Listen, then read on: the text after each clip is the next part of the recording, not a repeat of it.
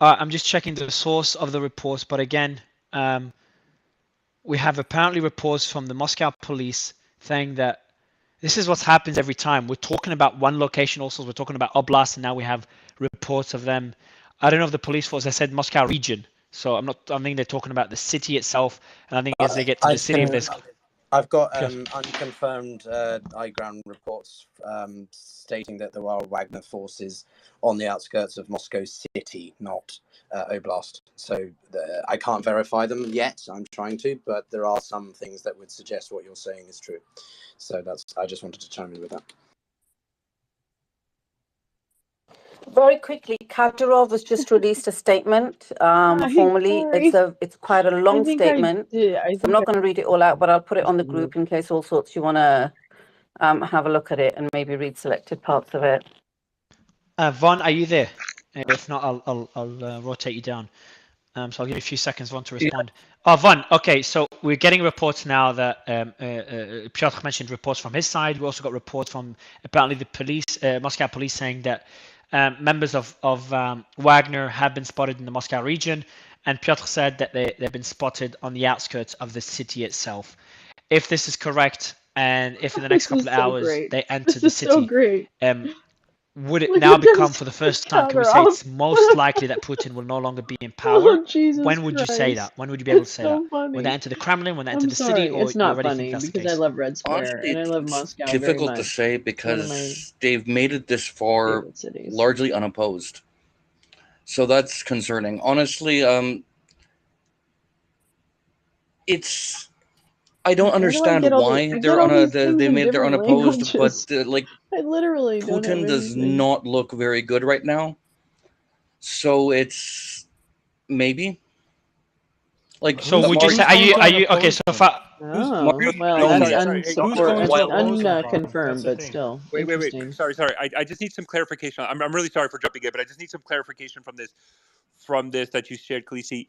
It sounds like from his comment, right? So Kadyrov is basically blasting Wagner. He's You calling them came traitors. in? No, actually, Kadyrov, easily the came leader in. of No, Chechnya, you is came saying, in, I support Muskie. Putin, And the then commander-in-chief, elected by the people. We have a military. We need to do everything. And Pyotr, I'll push it on right to you next. You know what, Pyotr? Why don't you go ahead? Because I think you have an update that's more important. Go ahead, Pyotr. Yeah, I just wanted to say I guess Pooty got mad we were making fun of him. A blitzkrieg style attempt. I think the Wagner group need to do it quickly, or they're going to run out of time to be able to take the city effectively, right? So actually, sorry, but Pyotr, just 1 second. Let me just go here. What I'm interested in this, and if anybody can, if we're going to look into this, but it looks like what Kadyrov is saying, and I'm just going to read this. Okay, soldiers of the Ministry of Defense and the Federal Guard Service of the Republic of Chechnya have already left for the zones of tensions. We will do everything to preserve the unity of Russia. Okay, I misread it. Okay, so no, never mind. He's basically, I thought he said he left Rostonov, that he's not going to confront, but no, it looks like this statement is that everything that we're tracking, that he's going to fight Wagner and try to suppress this rebellion. Sorry, Mario, there's nothing new, but thank you, Khaleesi, for sharing that. So, look at the bottom of the screen. It looks like Putin's looking like over the there's the 3rd Motor Rifle Division in Bokchar. Now, I realize a large majority of that unit is in Ukraine, but there's still at least multiple battalions that are back. And then the convoy passed the 106 Guards Airborne Division in Tula, and there's also an elite division there. Again, there's a large part of those forces that are forward, but there's still guys in training. There's guys that are back on rotation. Nobody showed up out of either one of those, and these are division-size units, like that when they're at home station. Nobody showed up out of either one of those entities to come out and stop the convoy moving forward. This is pretty impressive. I do want to go to Jessica. Jessica, to have you on the panel, I think for the first time. How are you? Hi, pleasure to be here. Jessica, we're getting reports, and now multiple reports of Wagner's forces being in Moscow Oblast and potentially on the outskirts of Moscow City. We're rarely getting reports of any clashes. Would love to get your thoughts on where we stand now in the coup. Absolutely. Firstly, it's not a surprise that Wagner is seeing very little resistance on their way. Put yourselves in the shoes of your random Russian policeman, soldier at a checkpoint who hasn't been mobilized to Ukraine. they've spent the last 16 months hearing nothing but horror stories about the Wagner paramilitaries. These are seasoned killers, torturers, psychopaths. And now they're coming at you fresh from Ukraine, armed to the teeth, taking shit from no one. If I'm that policeman, if I'm that 20-year-old soldier on a checkpoint, am I going to try and fight them when I don't know if Moscow has my back? I have no idea what's going on and who to trust. Or do I maybe step aside out of the road, take a well-timed bathroom break, and just let it pass me by and hide? So I think we're going to see a lot of this in the coming days.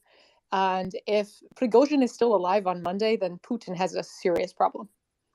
So Jessica, can I ask you a question? Because I don't Sorry, know if Colonel. this is... Can I just provide an update? I do, but while you do this, and then I'll push it on to you.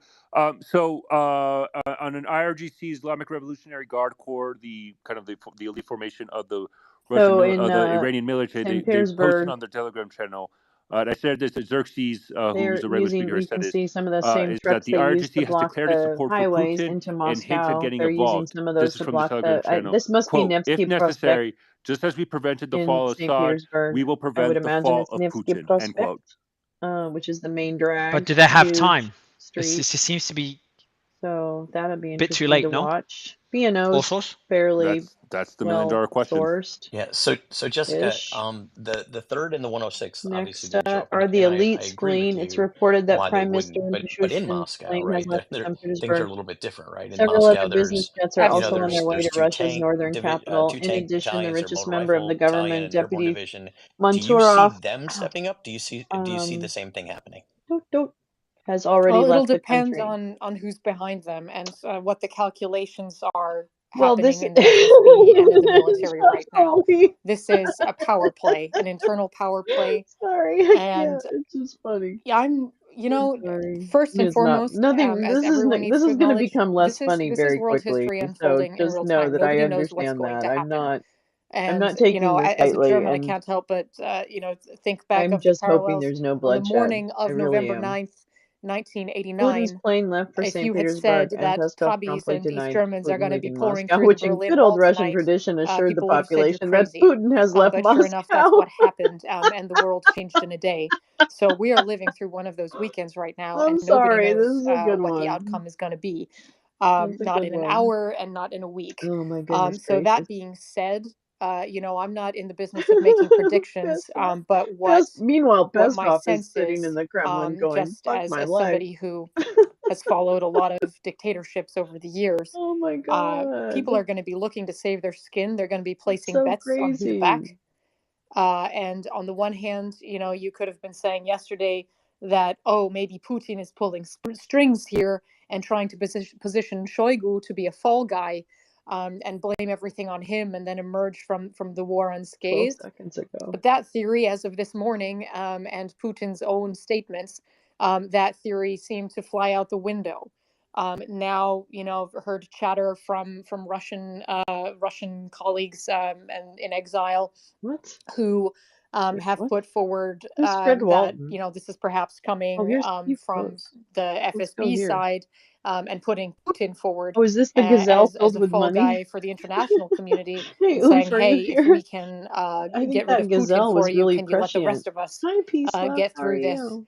and If Oomph is here, somehow have the a piece of the mention of Kremlin survive? So there gazelle, is a or lot of that power that play going on right that now. motif, the But gazelle Moscow motif, certainly is in a much better was position quite to prescient. protect I itself. think And that's the way I you don't say think that word. Prigozhin's play is to Prescient, say, I'm going to make a prescient, frontal prescient. assault on Moscow, and Because watch look the at city this. fall.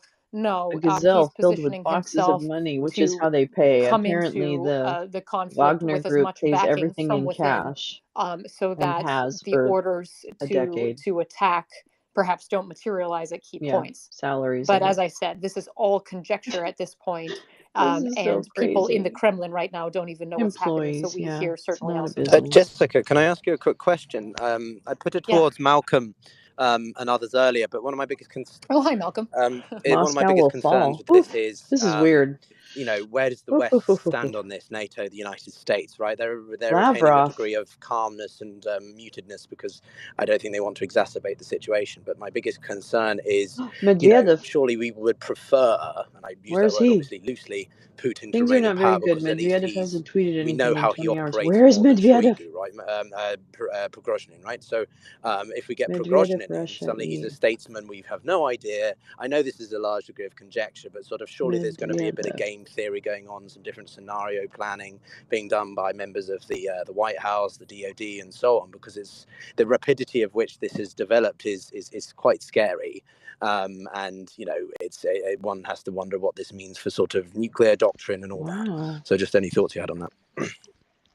So unknown convoy seen in Moscow Oblast. So we saw a convoy. War Monitor just posted that. We just don't know if it is a Wagner convoy, but we've heard reports that there's a Wagner convoy in Moscow Oblast.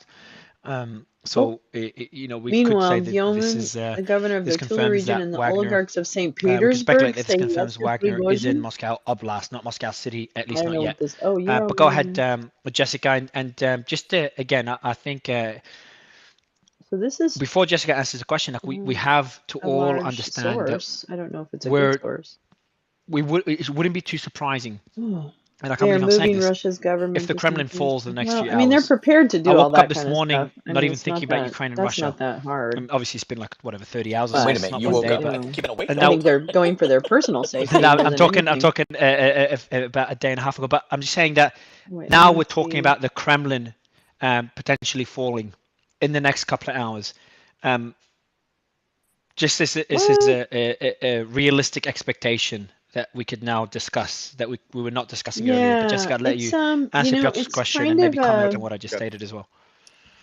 Yes, I'm not feeling so good firstly, about to the it. question of the Western reaction, well, Western capitals are absolutely right to be staying quiet right now. It is. We I'm don't feeling need to kind be, of zen to be about noisy. it because the Russians are at making this enough point noise it is for a themselves, movement, and it is very early to see what the outcome could be. And frankly, Prigozhin how should I put and this? Wagner, I mean, it's not a binary choice between Putin Prince, and Prigozhin.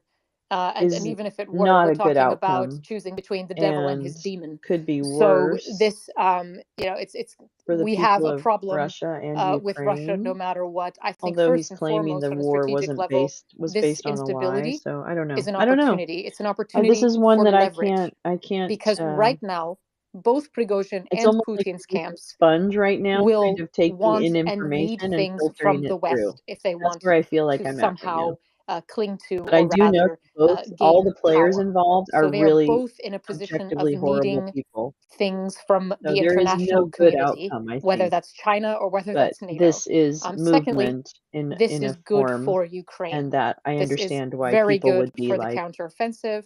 oh The yeah, Ukrainians I right totally now also, understand they're not easily. rushing Yeah, into that's what anything. we're all They're not hoping taking for. anything for So granted. I But don't this misunderstand instability and this people's breakdown enthusiasm for of movement, I morale, guess. of cohesion, of I understand communication, where and of that comes trust from. the Makes sense. frontline soldier in the trenches to the very highest But levels yeah, of just command. hoping This is good for Ukraine. there's no Now, innocent from the Biden White bloodshed. House in particular, we have not seen a great deal of And destabilized courage areas or are never a good proactive thing. pressure Never. against Russia in the past months. So I wouldn't That's a frightening anticipate. Jessica, place actually, to I be. have some breaking news. Sorry for interrupting. Yeah, no, I just please have some go news, ahead.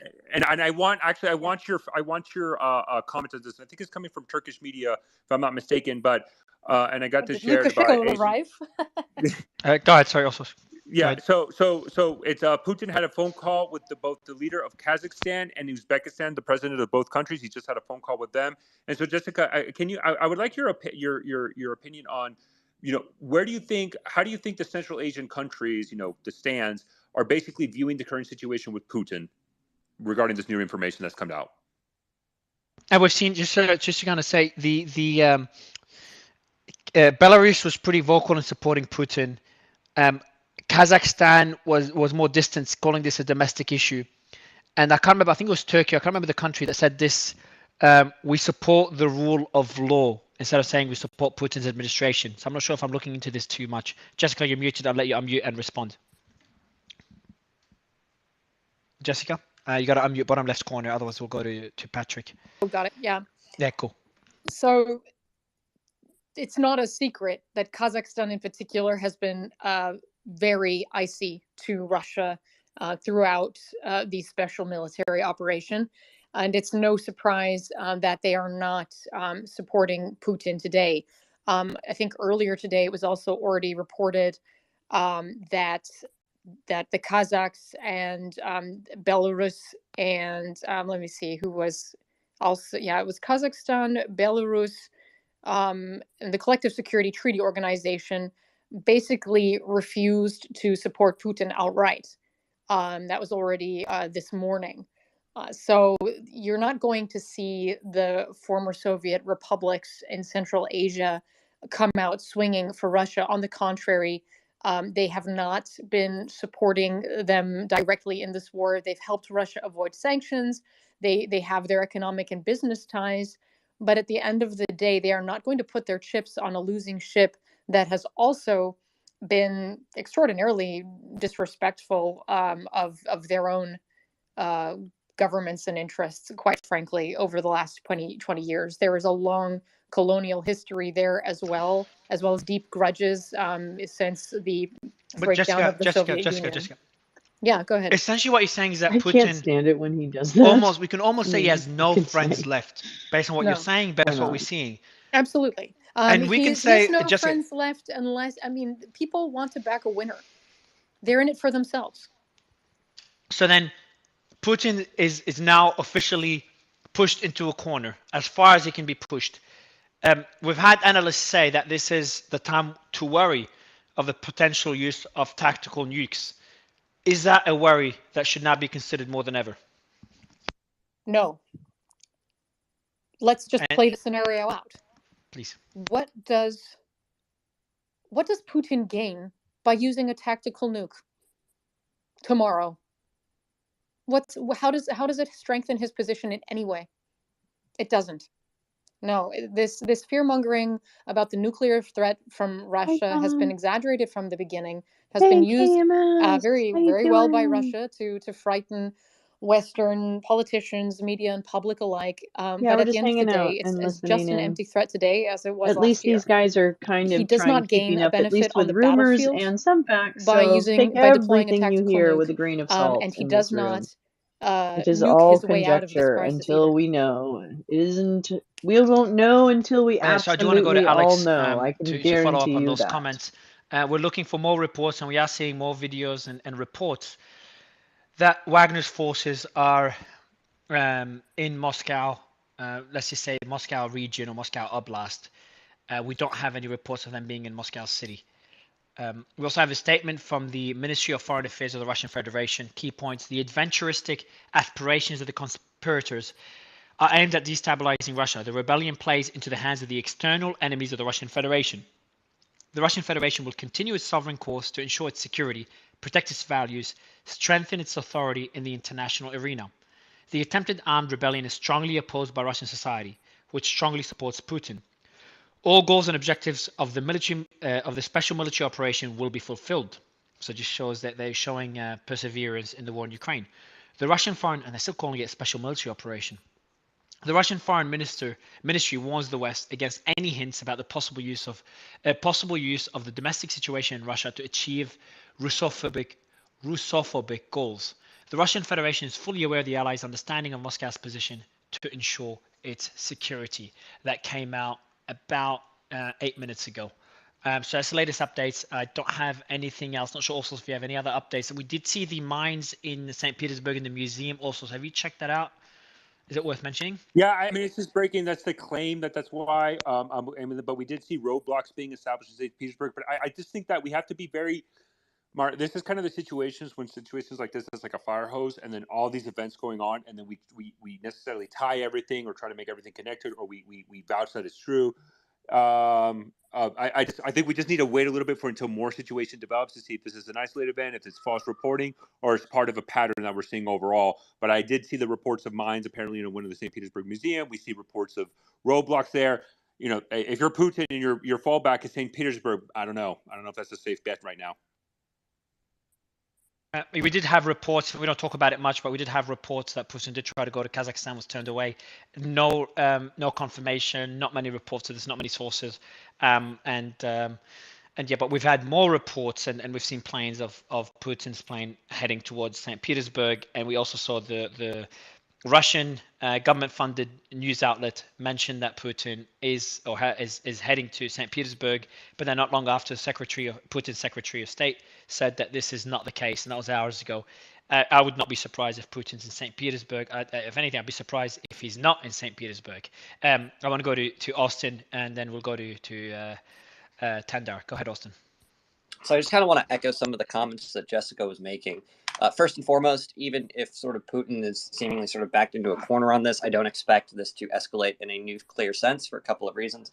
Number one, what we're looking at is the threat inside of Russia itself. The use of any sort of weapon of mass destruction on your own territory would pose sort of a critical blow to the legitimacy of the Russian government, because there's no way to prevent sort of collateral damage in an instance like that. If you're using nukes on your own territory, that's a massive sign of weakness, that you don't have the forces capable of patrolling your own area. Secondarily, I want to comment a bit on what we've seen messaging-wise from the Turkish government. This actually surprises me even less, so to speak. I mean, we all remember the attempted Turkish coup d'etat in 2016. So the idea that Erdogan himself is sort of, coming out and being, hey guys, I'm anti-coup, that's very much in line with, recent Turkish history there. I appreciate that update. I do want to go to Tandar. Go ahead, Tandar. Yeah, I want to also pick up from what Jessica said. As a German myself, I can vividly remember also when the Berlin Wall fell. I was actually very young, but I still asked my mother what's going on, and she said it was Wunderbares, so in German, something wonderful. Yay. And I still remember that words. Afterwards, I learned, of course, as we most know, that Putin was also part of that. He was in Dresden, and I think this also gives another trajectory when we talk about what he's doing right now. Because he was in Dresden, and he was actually on the other side of the fence. He was left alone. He was waiting in his KGB headquarters for orders. Nobody in Moscow was responding to his calls. And what happens right now is exactly the opposite. Now he is the one who is not returning any calls. And I think that plays very much into his psyche when it comes to decision making, because I believe that is now for him a PTSD moment where he has to. Tender, I'm sorry. Tender, sorry to just break in. I'm so sorry. I want to provide some. So I think this is important. This is information valid. I don't know, Mark, if you brought this up, but Tender, if you want to answer this. So this is coming from Medvedev, the former Russian prime minister and president, also very close to Putin personally. He said, "quote," and this is coming from RIA, the Russian state media. The development of events show that the actions of the persons who organized the military rebellion fully fit into the scheme of a staged coup d'etat. I'm going to say that again. Medvedev, who is he was still in the Putin administration, he was a former president and prime minister of Russia, is claiming what Wagner is doing is, and this is the quote, fully fit into the scheme of a staged coup d'etat.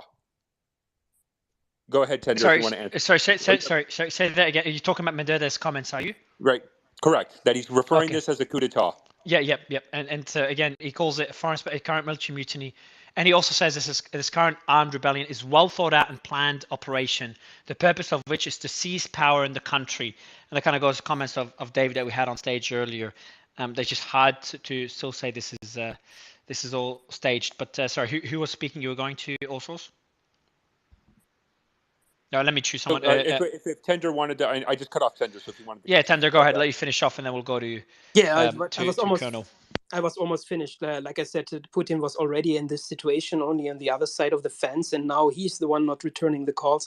But I still believe that this pretty much also bothers him, and that will also make a mark on him when he's now facing Prigozhin, because I think Prigozhin is a very strong man, and I think he's now breaking apart Putin in his mental state. I think he's not really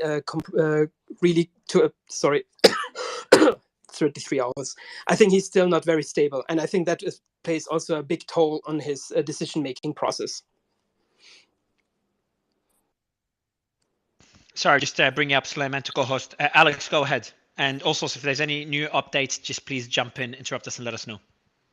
Yeah, I'd like to hop on just a couple of things that Jessica said, and also let's just separate, fact from projection and speculation, right? So there's some reports indicating that there are Wagner forces in the Moscow Oblast, right? How many forces that is and what that actually means is kind of unknown. But what we talked about earlier was the fact that Prigozhin's going to need support. He's going to need to be resupplied. There's only 50,000 troops. It's about speed and seizing the initiative, right, to sort of take control if that's exactly what is going to happen. So I'm going to drop in the chat section. There's a wonderful institution called the Open Minds Institute that does public opinion polling, and there were some assertions earlier that there's no support for Wagner or for Prigozhin.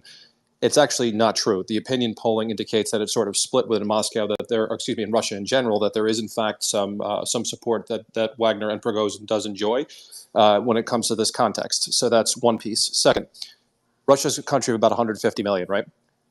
If the projections for casualties are true, say 100,000, right, which is what's been stated, in the open press, even only half of that is true, right?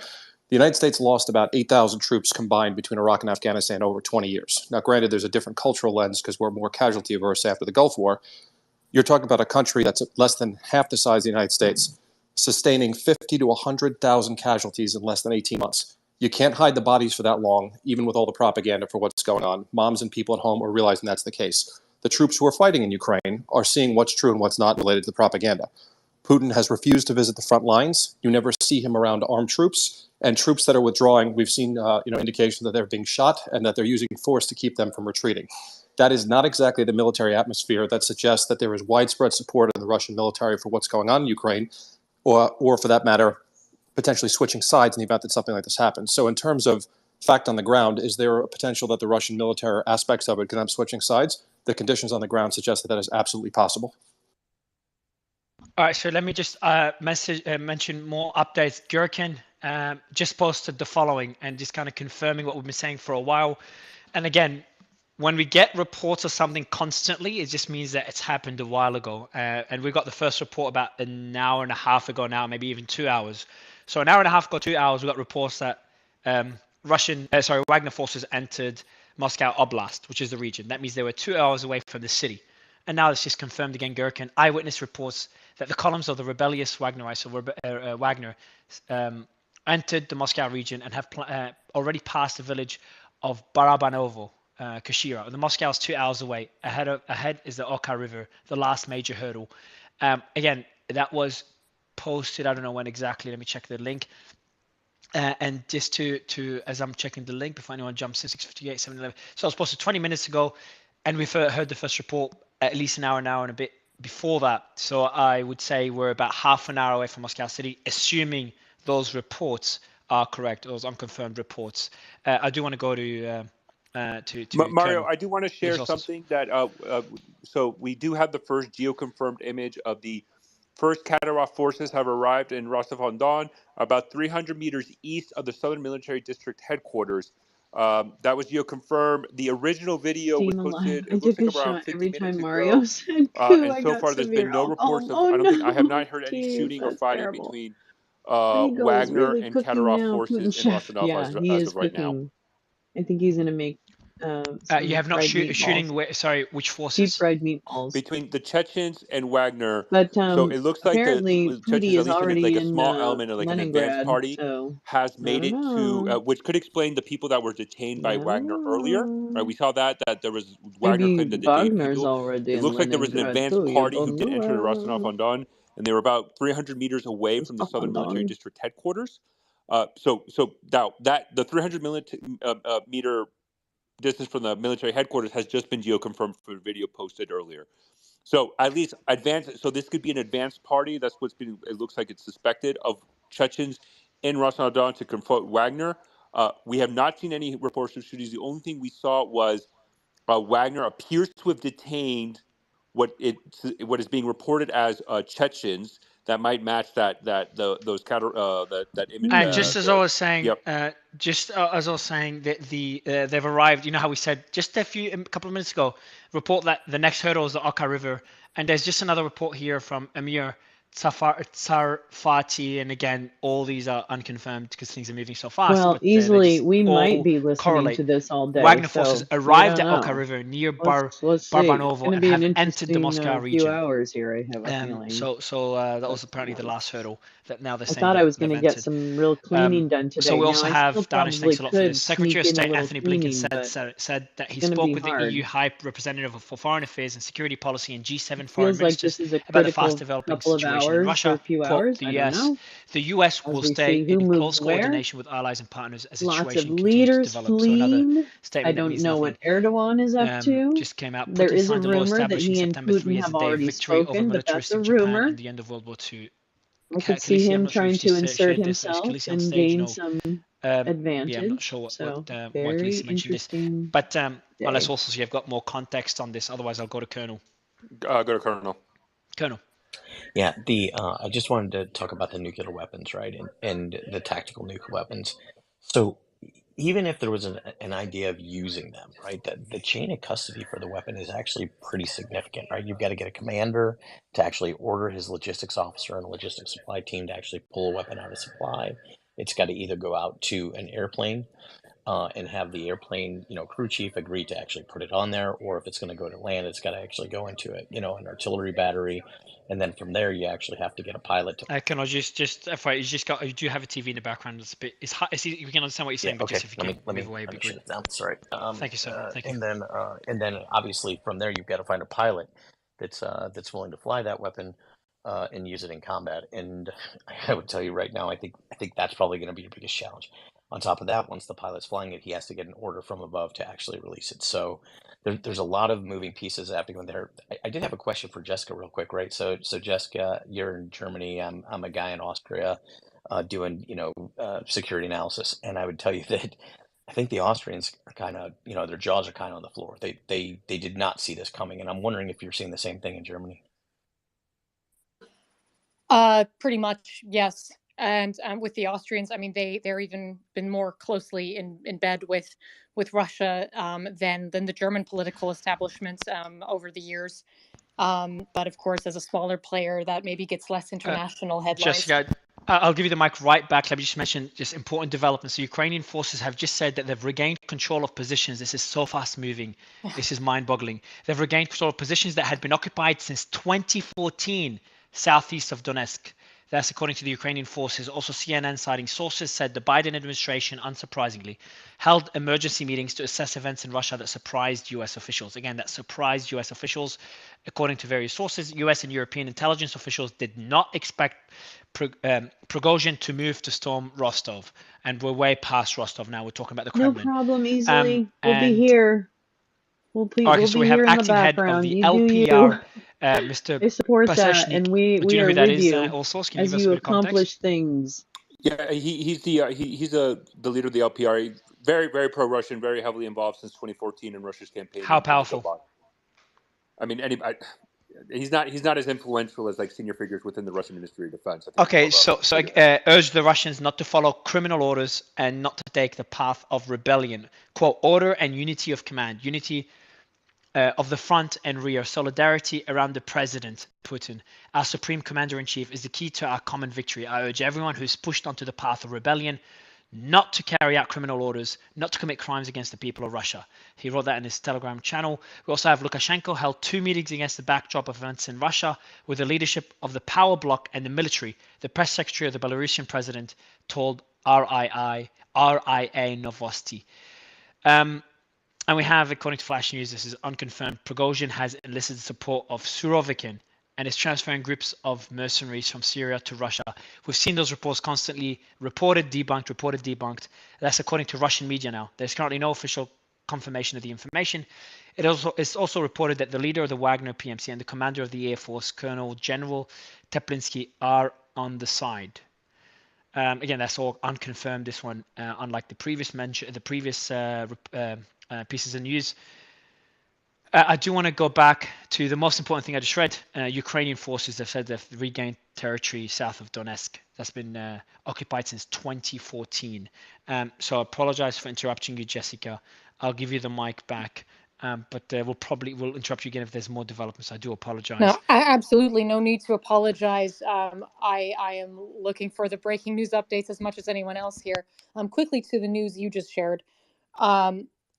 Let's remember, for the Russian regular army right now, what we're not hearing are valiant calls to arms for these guys to stand up and kick Wagner's ass. That's very much what I'm not hearing. These pleading, oh, please don't engage in any sort of terroristic or treasonous activity. This sounds pretty desperate to my ears.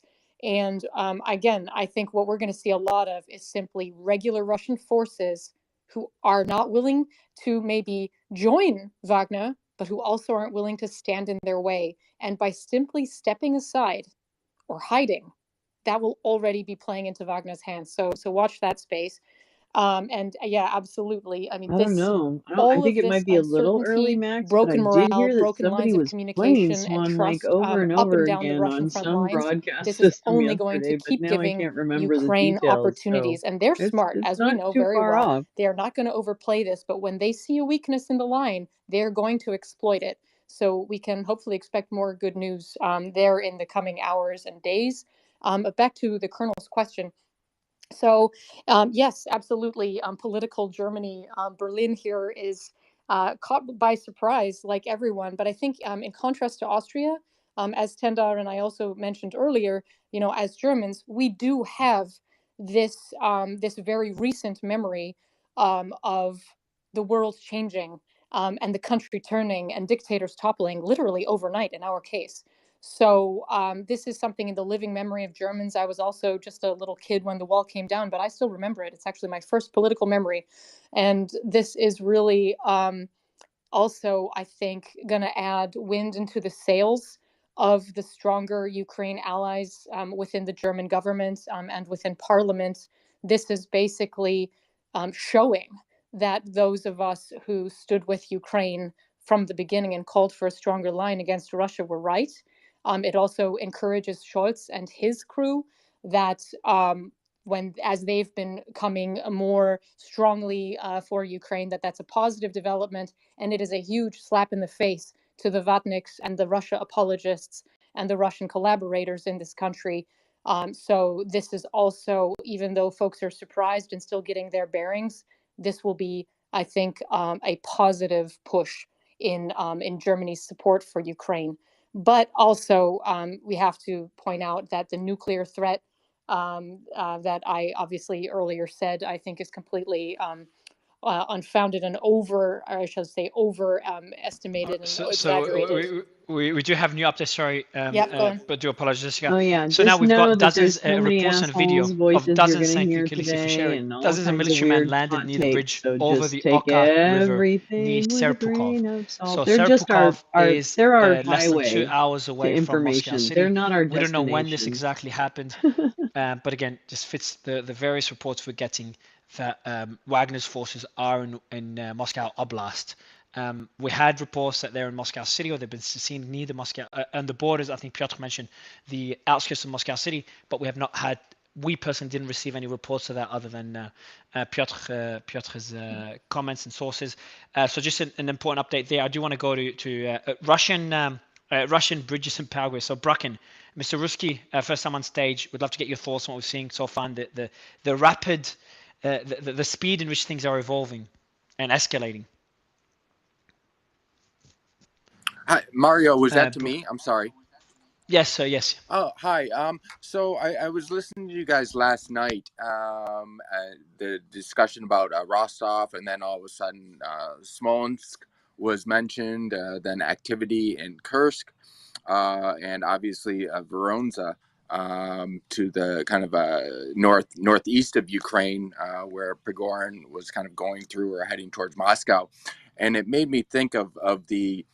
Many people don't know there's 4 nuclear power plants in these areas, in Smolensk, in Kursk, in Voronezh, and in Rostov. And we're talking about who's going to have control of Russia's nuclear weapons, or who could potentially get control of and how that could potentially. But we've got these nuclear power plants that we've seen, with Zaporizhia nuclear power plant in Ukraine has been a real challenge for Ukraine to try and recapture or regain control of that. I think it's just dropped. Austin, I'm going to ask you the same question. Your thoughts on the rapid development of everything we're seeing? Hey, Mario, I'm going to bed in a minute. Can I just say a final thing? Yeah, of course, Kim. Yeah. Of course. And just hats off to you, Kim. You've been with us since the early stages. Yeah, So I don't know how you're still awake. I'm getting a bit tired with the NATO fan club on the stage. So let me just give everyone disgusting, gross a person. thought that I want to leave you with.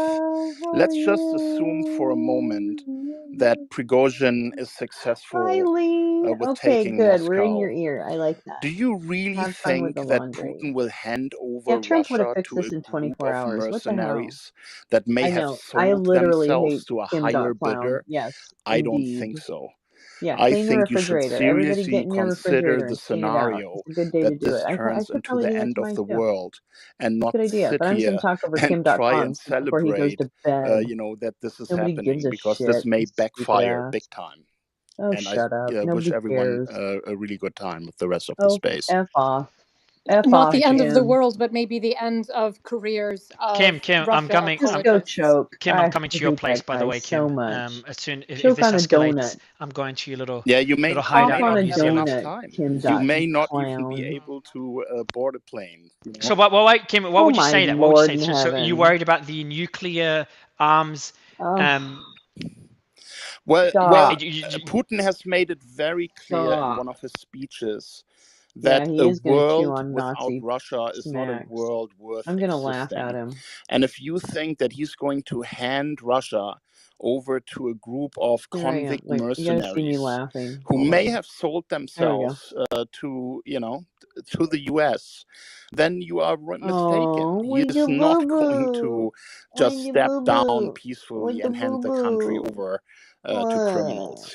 So this is really an So end of the what? world Let's scenario. I am a Kim, I want to Putin explore this scenario a fan bit further. I'm glad you brought it up. because I What don't could he know do? his money. Well, he has in a situation like this. Clown is he a has the horrible power person. single-handedly There's a couple of good to articles about him. I activate don't even know the where he's launch from codes and send originally. all Where of is he from? Is he the from nuclear arsenal of Russia Australia to all the or? enemy states that he considers I think he has like part this of really this interesting backstory that's aggression. really full of twists and That turns. Like the he's really the not the who he says he is, the kind of thing.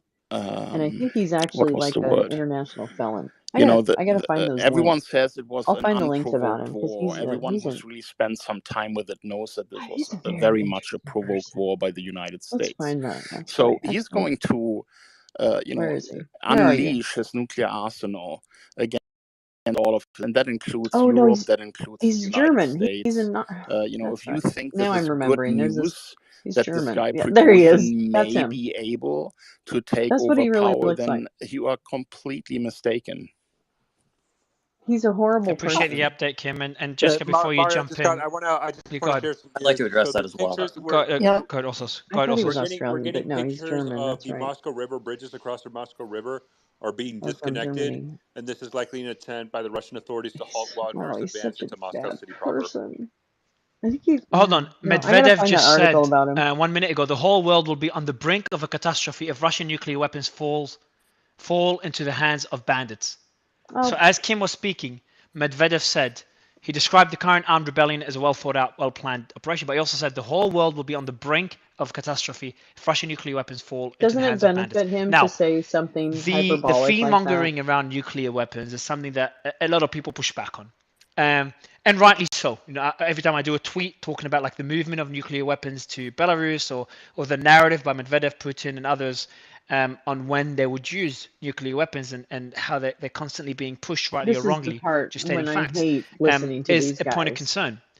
We've crossed this a very long time ago. I haven't seen like recently. Where we're I at don't know how now, recent that picture is of him. But I just refuse not to discuss the nuclear threat that we face, and I don't think we've come even close. People were saying days, weeks, months ago That this is the closest we've gotten, put a couple including pieces many of officials, the charcoal. closest we've been to a nuclear armed conflict since No, he's like an the last objectively Cold horrible War. person. Well, where are we now? And he's like Mario's bestie. But I mean, Mario, what I would say is, I think it's important to highlight that this isn't the first time that during the Soviet Union time we saw this happen already in the past in Russia, right? When the Soviet Union dissolved and became the Russian Federation. Not only that, a lot of the significant Soviet arsenal of nuclear weapons were in Belarus, Ukraine, and Kazakhstan, and then an agreement was to ship them all back to the Russian I Federation. gotta go into my settings Budapest here. Memorandum. But this isn't the first time. Russia has suffered intense periods of internal instability, not only with the dissolution of the Soviet Union, but also the failed coup of August of 1991 during the Soviet Union, and then what was it, 1993, 1994 against the Russian, quote, White House, which is basically their State Duma, when Congress and Yeltsin basically got into the dispute of who had powers and authority, and Yeltsin came on top. So again, I want to just be very clear. Of course, Russia is going to push heavily now. Of Russian figures and government officials are going to heavily push this notion of nuclear weapons heavily all the time because they want to instill fear so people automatically back Putin. But this is a Russian problem. This is internal to Russia. This is Russia. Putin created Wagner. Let's be clear. The Russian state created Wagner.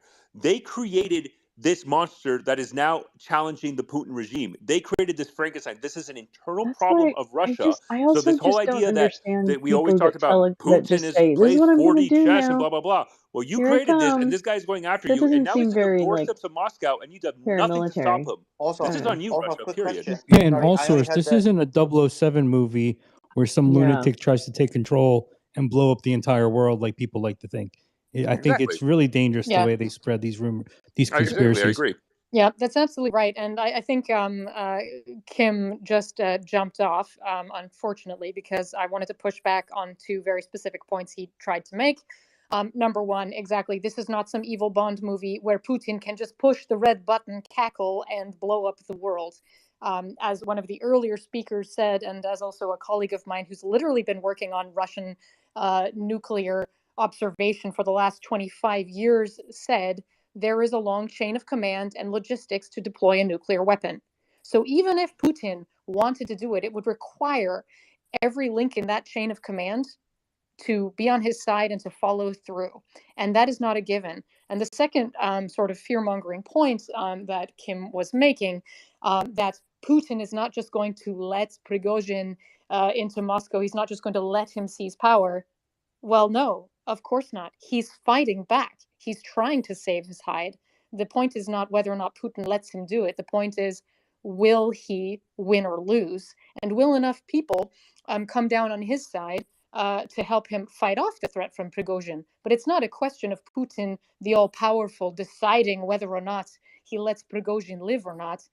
He is running scared. If you've seen his body language in his usual speeches about the war, about NATO, about his usual boogeymen that he likes to rant about, his body language, his presentation in his comments this morning were totally different. The man is scared, and he does not know what's going to happen, and he does not know who to trust. And in those conditions, he's going to be making mistakes. So this is not a situation where we need to worry that Actually, Putin let me just read some breaking world. news. Sorry, I just want to read some breaking news because I also saw this break on BBC and all that. So, and this is just straight from the mayor of Moscow, right? He said this, and I'm just going to read it all for everybody. Dear citizens, a counter-terrorist operation has been declared in Moscow. The situation is complicated.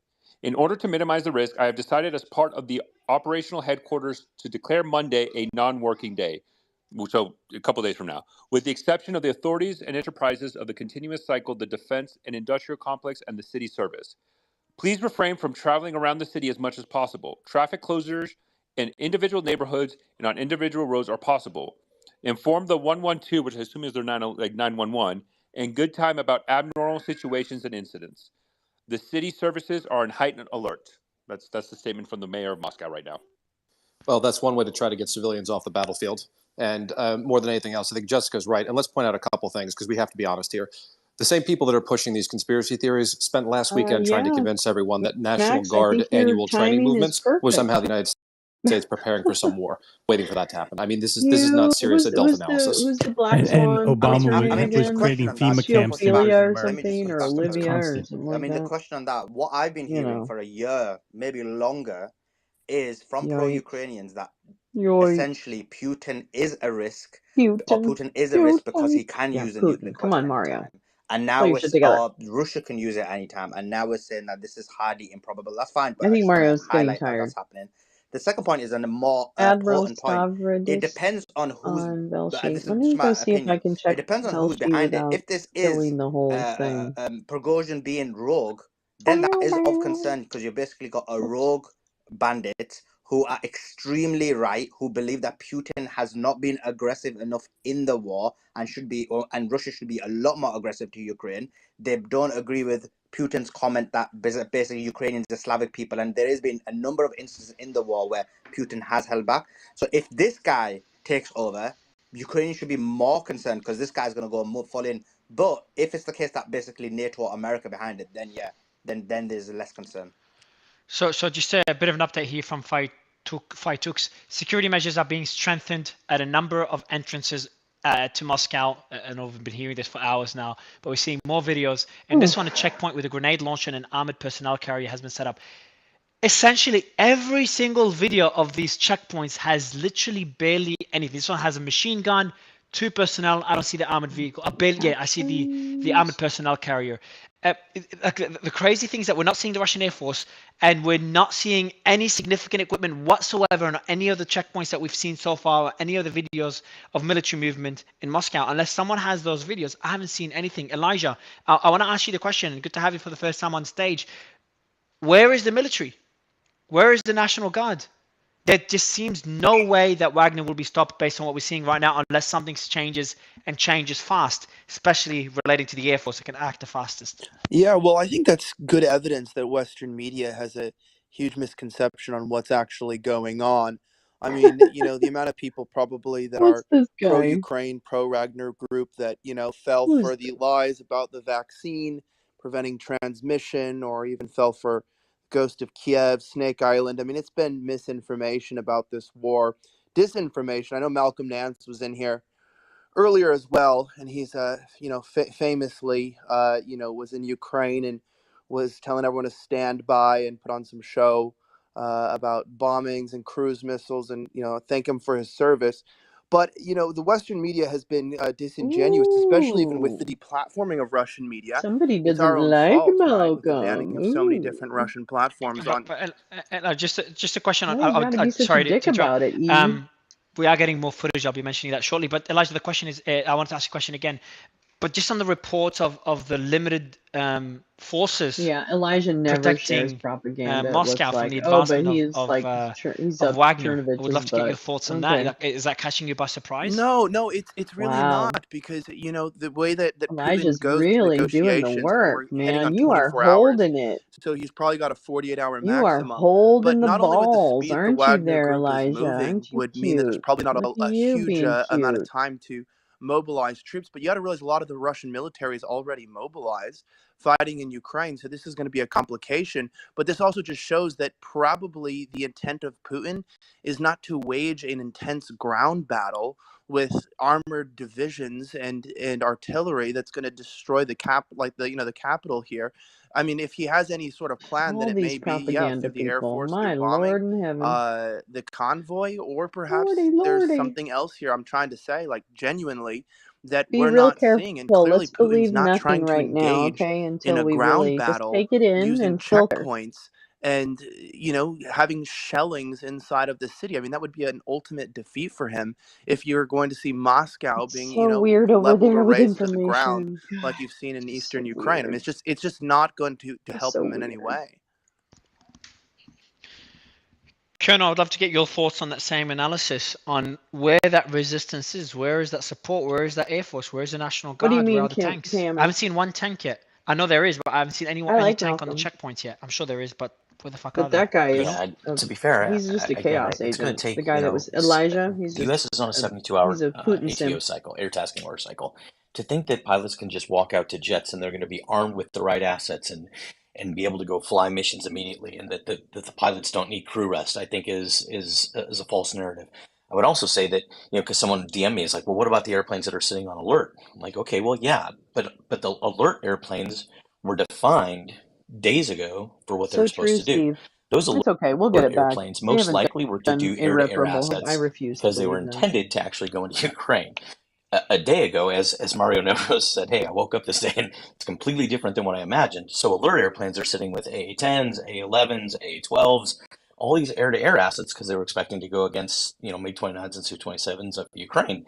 They weren't expected to do air-to-ground stuff in their own country. So dropping all the weapons off there, putting up new weapons, all this takes a lot of time, right? And the one thing I agree with the previous speaker is once Wagner's in the city, you're not going to bomb them, right?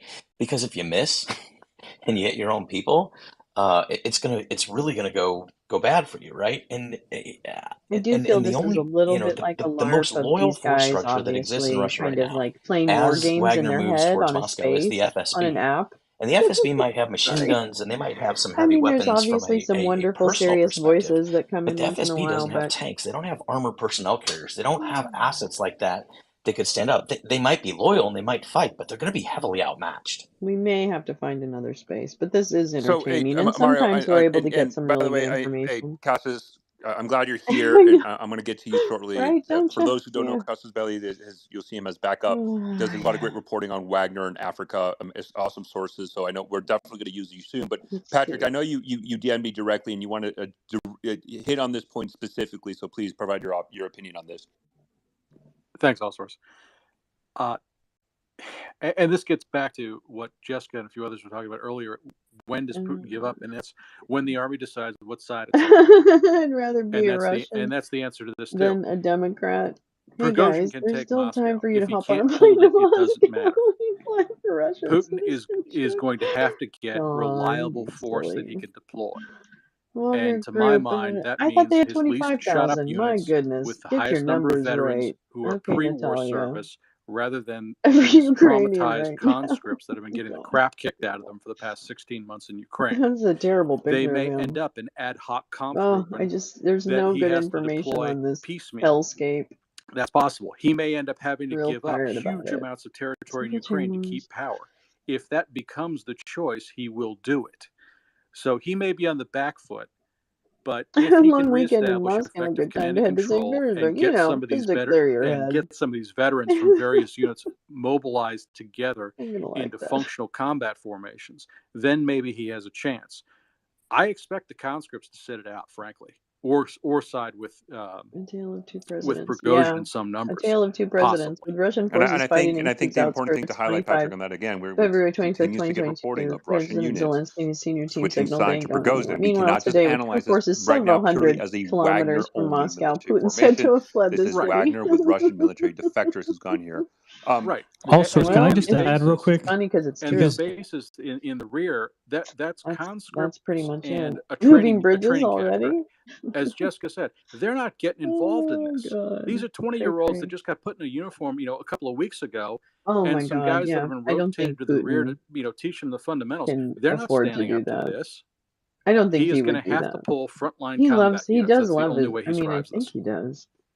Can I just add all sorts? There's I guess on his although way Putin out, has he a high could approval do it, rating, but and I don't know. independent surveys have been done, Let's and hope it's not. closer to Let's hope this 50% than just ends with a 80%. whimper, okay? But people Let's aren't just. ready to I'm die for hoping this for a man, whimper. and that's the Not difference. gonna lie. While I don't see the military joining Wagner, I see them not siding at all. Right? I see them just moving out of the way. I see citizens just moving out of the way. They don't want to die for Putin. That's my sense that I have from the and I think that's an important aspect to highlight between military effectiveness and military loyalty. Many of them want to die for him. And I think that kind of explains a lot of the situation we're seeing on the ground. But Cassis, I do want to ask you a question. Earlier, in a There's couple hours not ago, a we got lot of love reports for of Putin among Wagner Russians, I don't was, think. pulling forces out of Syria and Africa to send them to Russia to fight. And you immediately, I guess you contacted I your haven't seen sources and any said that you're not objective seeing any evidence report. of I was that just at wanted to all. see In if there's fact, been any much to the updates, and just contrary. I've generally if you seen can more explain what your evidence that his sources are telling you countrymen in hate Africa him about and would Wagner be activity there, if there's delighted if he any was gone. changes on your assessment that they might be heading to Russia. Okay, thank you for inviting me. Just to introduce myself, I've been working with different projects, among other always on Wagner project, which led to sanctions against the Wagner Group. And basically, the statement I've seen on Twitter was like, the Wagner Group was transferring its troops to Russia to support Prigozhin, etc. But the reports are actually false because we have a lot of people on the ground in Africa, in Mali, in Central Africa, and other African countries.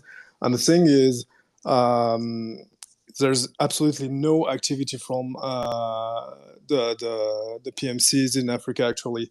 I mean, maybe we will see something changing in the future, but there's actually nothing happening right now.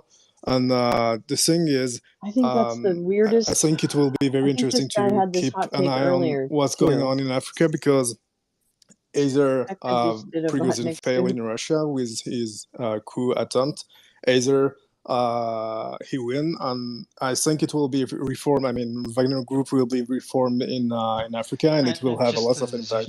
Just quickly, we are seeing, just breaking here, Belarus as well. We are seeing potential coup attempts from Belarus, based on what I'm seeing. Okay, but didn't Lukashenko left yesterday? Made up of Belarusian volunteer soldiers fighting against the Russian army in Ukraine, will make a public announcement to the Belarusian people at 5 p.m. today.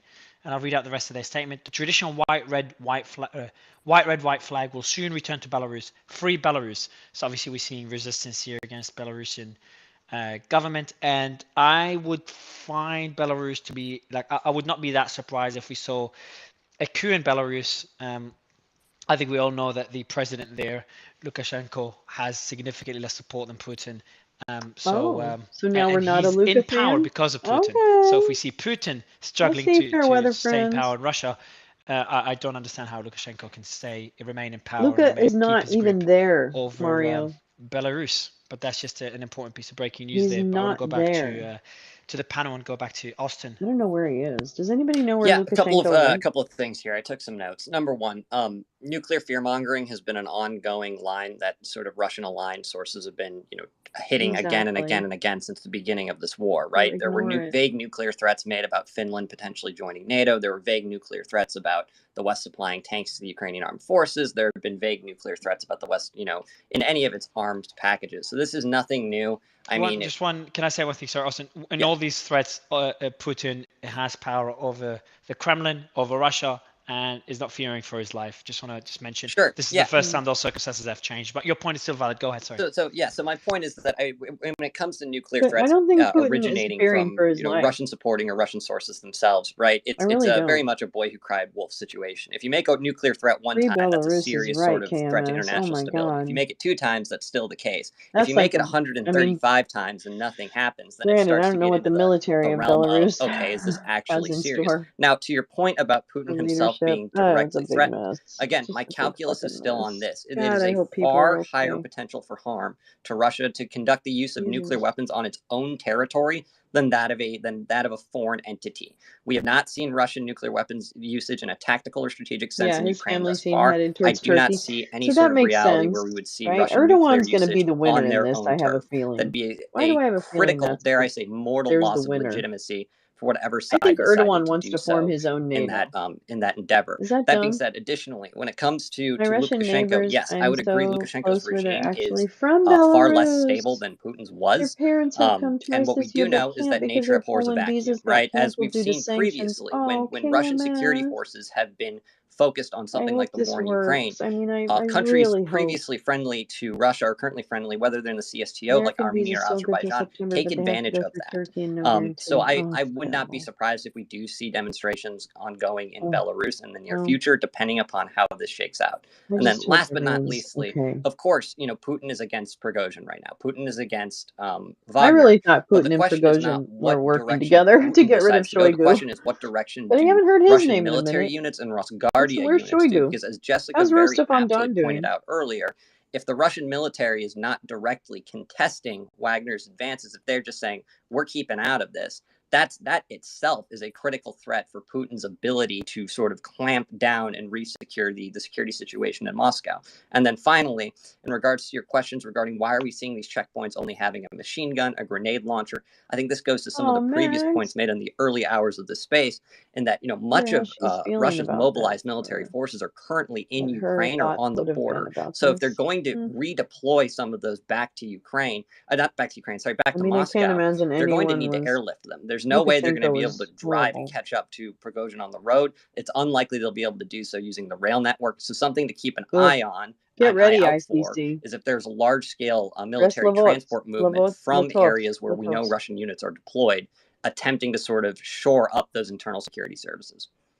But man, ICC is going to be busy. So based on all that, I'm just trying to catch up on everything. I think, you know, the situation where I'm very interested right now is, Sometimes we just things got aren't something. coming Okay, through, hey, we just got Jen. a picture. You know what? I have to go into my and then thing. in Hold the, on. it's called, I'm just going to read it directly. In New Oh my Moscow, near gosh. the I have Central Ring like a Road, there little are armed allergies personnel this carriers for morning the or military. So the something. military continues to deploy armed personnel carriers across Moscow in anticipation of Wagner's arrival there. It would be interesting to see. I think right now what we're seeing is that Wagner, and we have to see specifically how many Russian military forces has switched sides to Wagner, because also, so yeah. I've been listening for the last few hours. How many people have, like, I know don't know the number, but in the last few hours, how many have switched sides? So it's hard to specific. So we got an image of one soldier who claimed a specific parachute regiment has switched side. It's always hard to confirm that.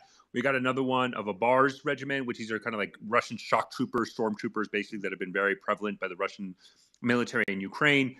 Those guys, the BAR Z elements, have switched. The Storm Z element has switched sides also to Wagner, and there was a couple of soldiers that released a statement. So it's hard to say, Suleiman. Is it also possible? Just another question. Is it also possible? I don't have any blocked words. I don't have any Russian blocked forces links. are doing, the military forces or Putin forces, however you want to frame them, are basically waiting for Wagner Group to get close to Moscow, and that's where the basically the resistance is going to occur. You know, I think if you're okay, so let me, because you don't want to spread out, do you? Like, you don't like. And I think but I think the problem. To some I weird agree with settings. you. I think that is probably the plan. Okay, I think the I plan for the fixed Russian it. government right now, from what we're seeing in the speculation, is I think it makes sense. They're trying to secure the capital because that's the center of gravity of the Russian government. But the problem with that shows is that then the Russian government and the Russian Ministry of Defense does not have confidence of able to stop Wagner before they get to the capital. Right, so their whole wouldn't that be weak tactics? Like, if it was me, I would do the exact same thing. Like, I wouldn't be spreading my forces. I mean, if you want active combat in your capital city, and you think that's not. I mean, I think it's not about tactical decisions at this point. There's operational strategic decisions that have to be all being coordinated in the entirety of the situation. And do you want Russia to have? Would you, if they had the forces, would you spread your forces out? So I understand the risk to the capital. I know, I agree with you're not understanding my point. I agree with you. They wouldn't spread the forces out. That's the problem, though, of this conversation. That Russia doesn't have enough combat power to stop Wagner, so they have to consolidate their defenses in Moscow, which shows and proves that Russia's military acknowledges the shortcomings they have to halt Wagner advances. So their best hope is to try to stop them in Moscow. And then, by the way, Suleiman, I think the Russian military also has to take into account not only of stopping Wagner advances, but also to ensure that within Moscow, the situation is stable currently, and they need to have forces both to stop Wagner and also to implement basically a state of emergency in the city of Moscow. But if I may, Suleiman, because I think to your point, I would like to go to Alex. Alex, if you disagree with whatever I said, please push back or please provide any comments. I think the showing, if Russia 3 minutes has ago, to hold Wagner on chief to refuses to Moscow and surrender fight in after Moscow, Putin says I his think that's actions kind of betray proving our point Russia. that Russia's military doesn't have enough to offer to stop Wagner right now. President Yes, there increases are actually the faces comments increased you made rebellion in by comments Wagner of two chief other previous Yevgeny speakers, I think, Prigozhin were sort of spot after on the in mercenary relation to leader one, rejected Wagner in surrender, Africa, which calling I'll the hit in a president minute, deeply but then mistaken for also saying his potentially what's actions going betray on with the Russia. Russian forces, right? So let's play out a couple of scenarios here. There has been a brutal frontline battle going on over the last 16 In the months. Lipetsk If the Russian region, forces were to withdraw from their the region's positions to try to come governor back into warned Russia residents to not to take leave care of their this force, right, homes. they're going to leave that front line open for a Ukrainian In advance Kursk, just at the which time they borders prepared for a Ukraine, the counteroffensive, governor right? So that's there the first pled one. with The Prigozhin second one to is, are they abandon sitting his on the plans sidelines, like to you prevent said, an because internal they're not conflict. sure who's going to win, who's going to, and how this is going to play out? Or someone made a comment earlier, which is not infeasible, and is that Putin, is he attempting to negotiate or de-escalate this before he has to commit military power because he doesn't want to pull the troops from Ukraine, Lots of right? And people he doesn't seem want to to do be that, or he standing thinks he by. can take care of it with the forces that are available to him. Any of those are certainly plausible scenarios. Let's but see one what thing is we've clear got is that we're going not on seeing here. wholesale military movements against it. And whether Neighboring, we've seen okay, this is, a I'm couple of parts watching of Moscow Oblast, I think if MSNBC there were right now, significant numbers of Velshki, forces, we'd likely have seen and cell the phone videos reporting and that kind breaking of stuff news leaking neighboring by now. Latvia Right? So that's closes one. its borders to Regardless of how this Russians. plays out, I do want to hit one point as it relates to Africa. Latvia is And the secondary and reported to have tertiary effects of closed what's going on now, their regardless of how this borders plays to out, could have a Russians. significant impact on the continent. If this continues to go, Tom, I'm and if the glad. forces in Africa, the I'm Wagner glad. forces, which by all accounts have not begun any movements, and they usually do, as previous speakers mentioned, rely on the Russian Air Force for transport, end up seeing more comments from them, supporting what's going on or things of that nature, and Wagner has to be reformed. Those forces are there helping to do two things, right? In Prop up college, strongmen in we Africa and also formed bring back a natural Russian, resources to like, help Putin Slavic avoid folk sanctions. singing group. So what do you do at that point? Do you end up, And pulling them? I How big does the thinking about reform what go, you and what does that look Chornia. like for the That's stability of African nations where those dictators are being propped up? So the third order effects from this could, transcend well beyond and into the African continent. So, actually, Kessis, can I ask you a question specifically? Why would I ask you this specifically, Kessis, is have you seen any comments right now? So the main areas where we know that Russia, Wagner operates is Mali, the Central African Republic, Libya, and other, obviously other sub-Saharan African countries. Have you seen Wait, I any have to official remember statement this from any words. African country where Wagner is present on the situation currently in Russia? I didn't look at a lot on African statement at the moment, but I'm sure there's some countries will probably have shared Here we go. their through about what's happening now in Russia. Thing is, you have to understand that Wagner is not only about saying PMCs on the ground in Mali and trying to fight some terrorists, etc. It's also about influence operation on the internet. As I've been working on it, we've seen a lot of Wagner operations on Facebook towards local populations because they're trying to push them to support any new leader which is favorable to Moscow, and basically that's it. So the thing is, all these events happening now in Russia will have a lot of consequences on what's happening now in Africa. Of course, it's a direct threat to Europe because if there's more I love that instabilities in song. I used to Sahel, love in singing Mali, that. in Central Africa, we I will think have it's a good lots of backdrop to more this troubles day, isn't coming in it? I think Europe that in the might come future. into play once in a while. The thing Sing is, what you there's told me. a whole how to say whole shadow war happening now in Africa, and that's basically what I wanted to say. But I just wonder how it will end, and it will also have obviously an impact on Ukraine. No, it's not the So Volker with that, I'm Boldman just trying to song. make sure that there's nothing. I think It's a just for our beautiful listeners, song I'll do about is just a quick your rundown, at least dark what and we've seen in the last couple stormy hours, and then eyes. down the I road we'll do a love you full update. so. I'm But I so think it's just important scared to of highlight that the you. key aspects that we're seeing right now in the situation currently on the ground is two aspects. One, the main effort is clearly Wagner's How I advancement love to you Moscow. so. We are consistently seeing from How citizens of I Moscow, from fear Russian you authorities so. there, video Talk about footage of heavy вас. military How I'm presence in Moscow, frightened by you. Russian helicopters, Oh, military it's a helicopters beautiful consistently song. flying. Earlier, we also saw reports of a lot of It's private like jets leaving Moscow, heading dark away, clearly seeing eyes. that something is I don't know up and which something is going Gucci on, is. I basically can't fleeing remember the that. country while they still have a chance. Strange eyes. So that's kind of the one main Strasnia areas и of focus that we're looking on is прекрасные, specific on Moscow. The other wonderful, one is strange and Rostov wonderful. on Don, the city in Как я southern Russia that was люблю first я used by вас. How Wagner I love you so. Как боюсь earlier я this вас. morning in Moscow time and How Russia time. frightened I am of you. And there it's the Chechen Знать forces are увижу вас. reportedly trying to When I advance into see Rostov. They you, are I there. think, or We when I haven't seen call any you, I have to reports think. yet of fighting in the actual Я не city. добрый But the час, situation there is something tense, and time, there are some час. unconfirmed reports that Hour. In the evening hour. Wagner Prigozhin has basically set up his It's a military beautiful song. headquarters in the Russian military headquarters of the Southern Military District. So basically, it looks like Wagner's possibly, 5 again, this is points all for next unconfirmed time, right now, Max. but it's possibly taken over and set up shop I know, there right, Steve? to Where's kind the of Netflix anticipate special? any advances from I think Chechen or Russian military forces what's his there. name? Elijah, I saw your hand go up. Please go ahead. I think Yeah, I think what's the guy concerning from here is just the United States' what's his continual name? integration, including I with think all of NATO, into this Frank entire from conflict It's Always that Sunny has to should raise play suspicions for Prigozhin in all the of us. movie. What do you think? Obviously, an attack, I an know. internal coup attack, Probably an a insurrection, Russian like they should play said, January Prigozhin, 6th but was in the you get my U.S. This point. being obviously a real insurrection would be a total wild card that even maybe Putin wouldn't have expected that, we might have influenced. Now, See, that's not confirmed. We yeah. don't know that for sure. But I do know that the U.S. often does let the cat out of the bag, and they have a really difficult time not predicting their Elijah, next shut up. move. I don't Hot know take, why, but Elijah. You're an idiot. they'll say we're going to make sure the Nord I'm gonna Stream laugh at pipeline, you. does not Elijah, I'm continue, laughing at and then you. it blows Watch. up, and then we deny Watch that me we had any laugh at you. involvement, You and fucking nothing's Russian ever simp. proven.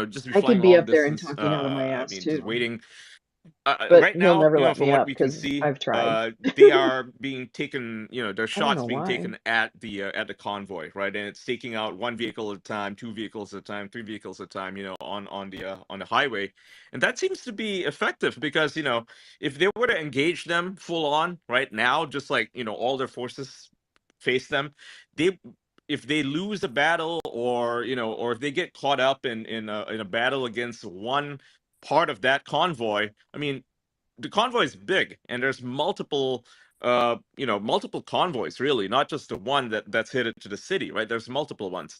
If all their forces get bogged down in one fight outside, like really really far away from Moscow, what happens when the other convoys show up using a different highway? Keep in mind that Moscow's But Ian, geography another yeah. question, and because I thought that they would, like, why would they not do this? And I think everyone pushed back against me before, but it looks like they were right. Why would they not? The best point is to basically blow them while they're basically traveling to Yep. Moscow City from the air. So why hasn't he done something like that where there's he uses that something that he has in a much more stronger aspect compared to Wagner Group? I think a big reason for that is the highway's just full of Hold on, civilians right puppy. now, The and they want puppy's to like, I've had limit enough of collateral this war damage, talk. right? They're I only need to taking walk shots when they can outside. see that it's like a clear line of Wagner, and then you I see like the middle column gets blown up or Ian something, is the and then like worst. two He's the vehicles, worst. from Wagner Wait, let me vehicles get get him blown off our up. screen But before I I think for take the the dog most for a part, walk. Hold the on. problem is the convoy. It's like All right, interspersed I'm in between like coming. real Holy traffic, moly. right? There's real, commuters basically, and they don't want to kill people, Hey, basically, hold right? They on. want to limit the amount of damage that they do to the populace, because I don't think that would I don't think anybody wants to see What? that happen, Okay, right? I mean, whatever.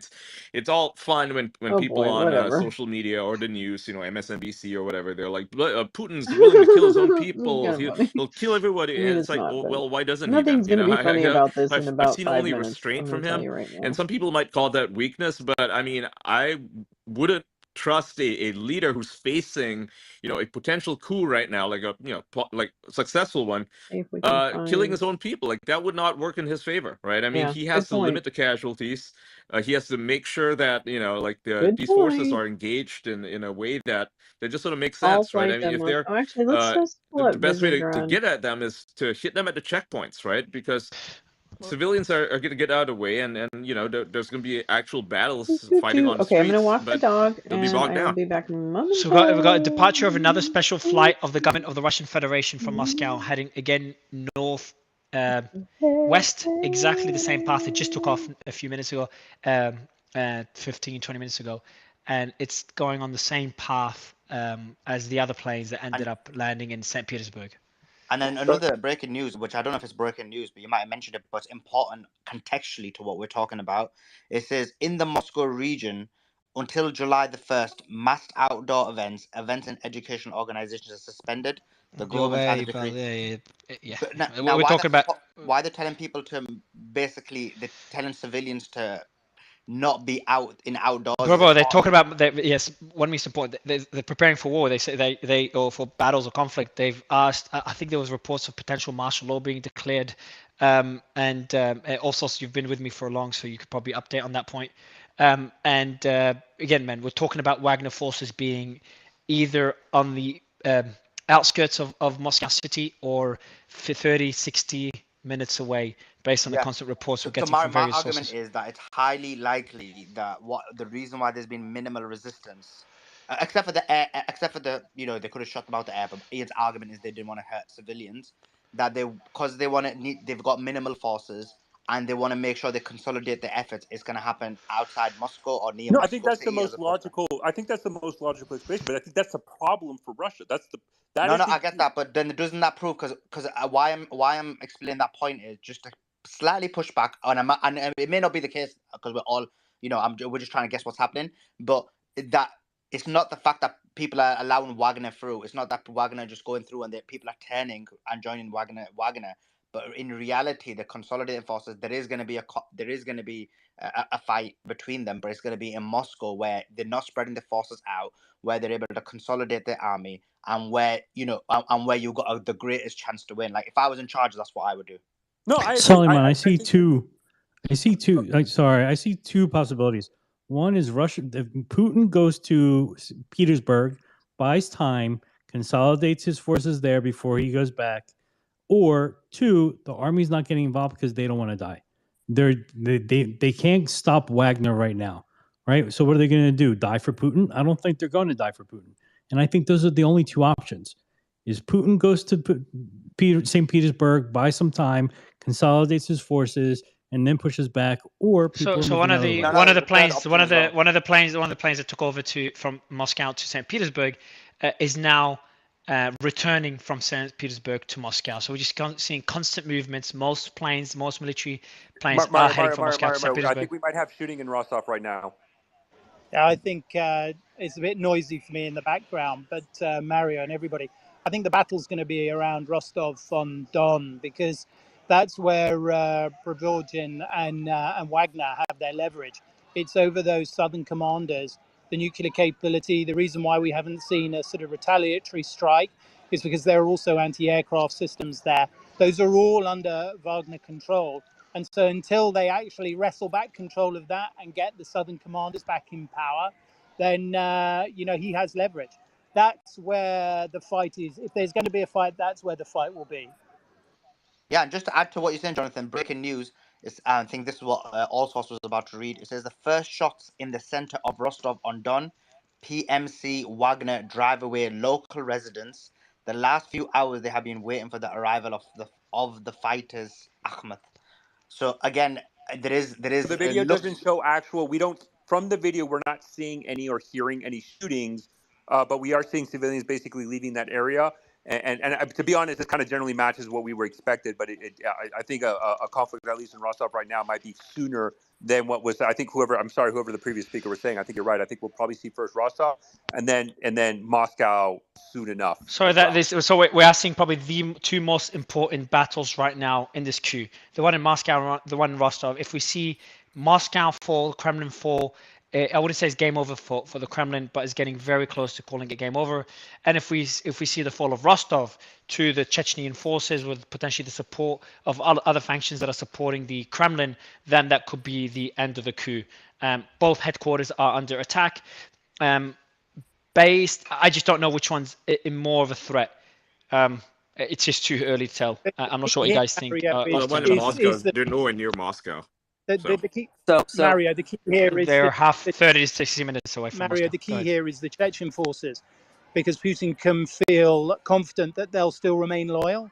So he's probably trying to figure out which of the elements of the Russian are still loyal to him. And so that's why this is where the battle will be. And if he can, he'll use the Chechen troops to try and sort of counter and regain control of Southern Command. Yeah, how loyal are the Chechnyan troops to Putin historically? Extremely loyal. Extremely loyal. I think it's important, Mario, and I do have to hop off for a little bit, but some final points I'd like to make here are that I think it's important to compare the situations we're looking at in Rostov versus Moscow. In Rostov, we're looking at the Russian state sending the Chechens in on an offensive sort of pattern, right? They're going in, they're trying to root Wagner out.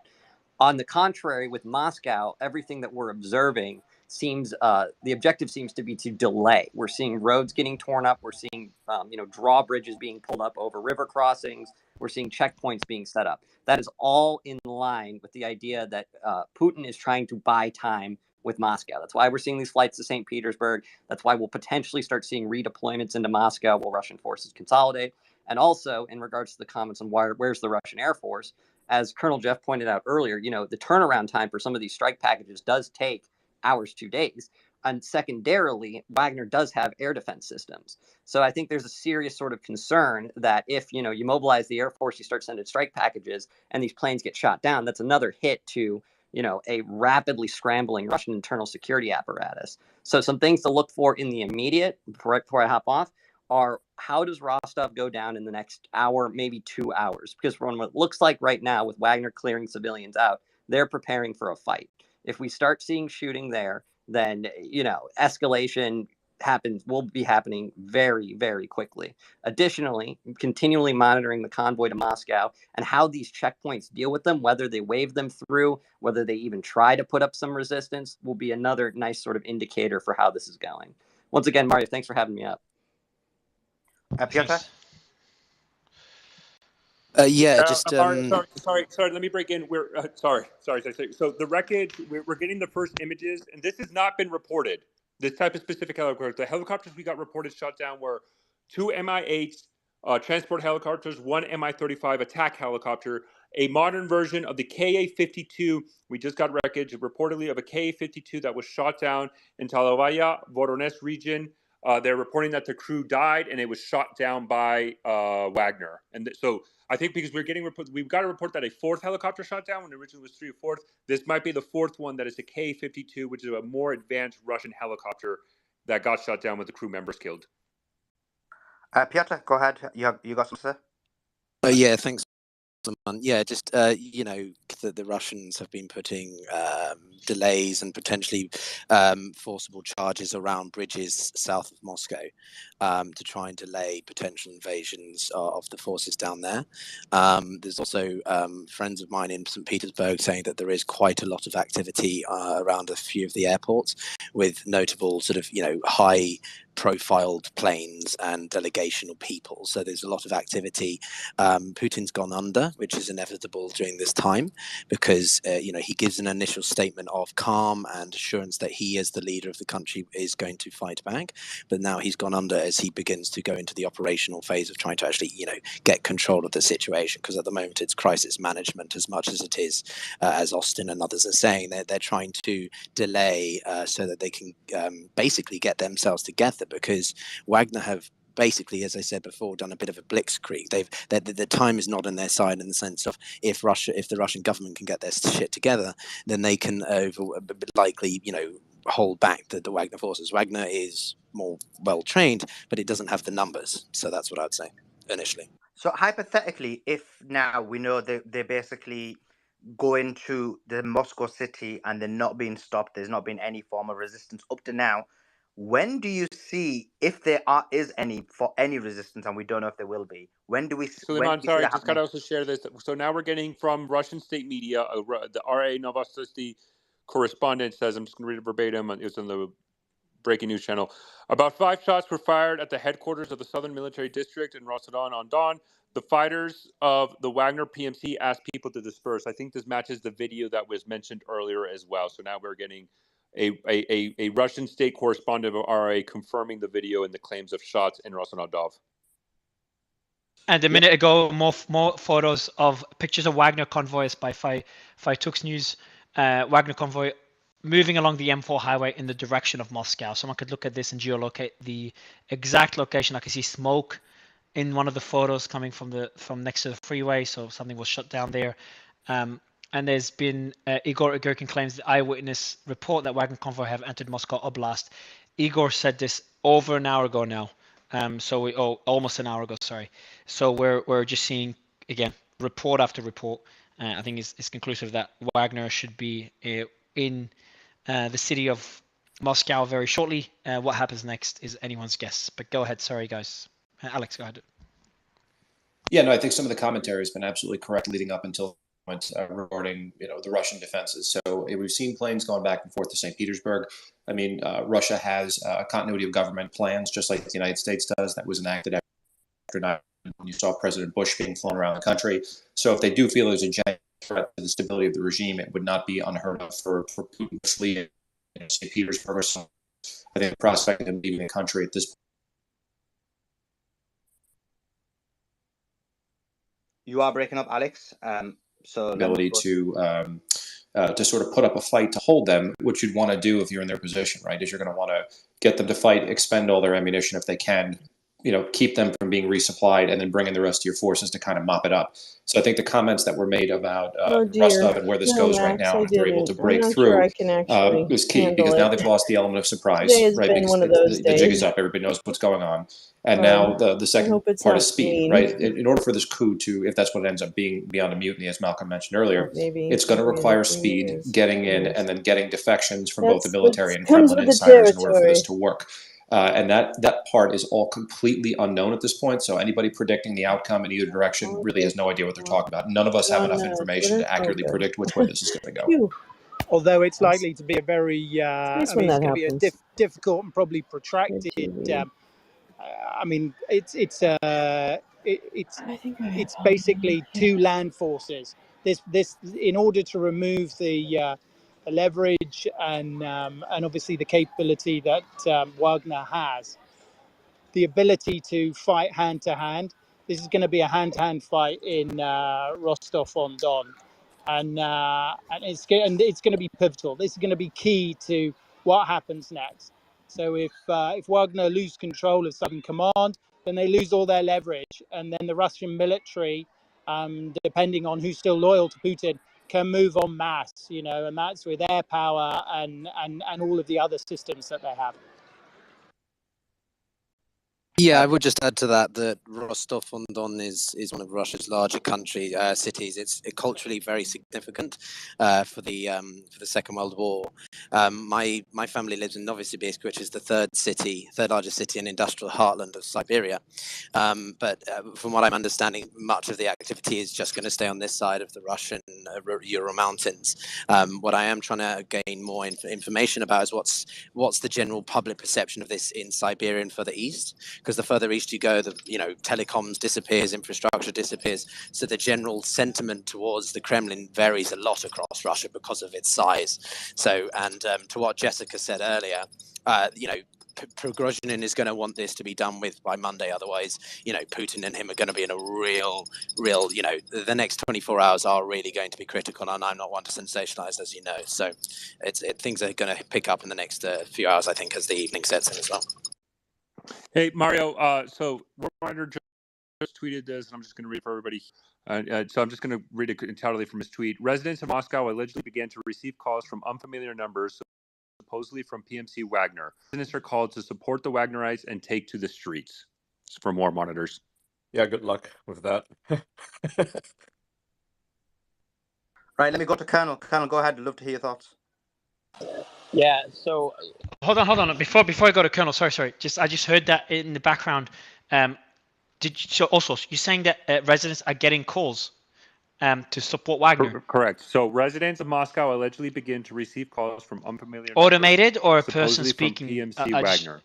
Is it automated? It's probably going to be automated, like from WhatsApp, because they use these WhatsApp bots. It probably is automated. With the space, it's very hard for me to do all of this. It's probably automated, and they're basically demanding them to go to the streets and support the Wagnerites. Yeah, this is what the Taliban did when they were taking Kabul. They bombarded, they bombarded everywhere. Sorry to interrupt, Ian. There's unverified reports, again, from War Monitors, supposedly that Chechen troops are now in Moscow Oblast. So they're unverified. Is an unverified video that he's posted, but that's what he's saying. Sorry. Go ahead. Okay. So we're seeing Chechen troops, according to War Monitor, both in Moscow Oblast, which is the first I hear of it, unless I missed it earlier, all source, and heading to the southern district as well. And I think they've arrived there as well. We heard a bit of shooting. I think only 9 shots, nothing too major. But we've seen the Chechnyan forces both in Rostov and in Moscow Oblast. Is that correct? I have not seen in Moscow Oblast. That's breaking by all means. That's just breaking from a minute ago. He did say it's an unverified video, so please do verify. And that's why we try to be. And the video. Have you seen the video in terms of the convoy, the size of the convoy? Does that show or not? No, it doesn't. It's actually an internal video from the show. Thank you, Ed. Truly, thank you for. I'm sorry, you were going to Colonel. Go ahead, at Colonel. Least, picking some very generous. Colonel, before I go to Piotr. Very generous. Yes, go ahead. Okay, perfect. So there's two quick things, right? The first one is the chain of command underneath Putin has been severely disrupted. The expectation that he's going to be able to turn to his military and affect any kind of, any leaders that could affect some kind of stop to this in Moscow is challenging. Again, I say the FSB is decent, but it's not great. The second thing is, you guys got to help me. Look, I'm not a Russian expert, right? I'm a Russian military expert. Rostov-on-Don is an important place because it's the head of the I get embarrassed military about district. that. That's really but sweet. Putin just destroyed it. The building's That's burning. There's nothing left there. They could take the city, but I don't understand. Vladimirovich. Where's the video of it burning? Okay. Oh, you know what? Did we not talk about it earlier? That the building was actually that was wrong. destroyed? It was a flashbang that Wagner threw at the crowd. Yes. That was a flashbang. No burn. Okay, perfect. All right. Yeah, they never attacked great. the building. Okay, so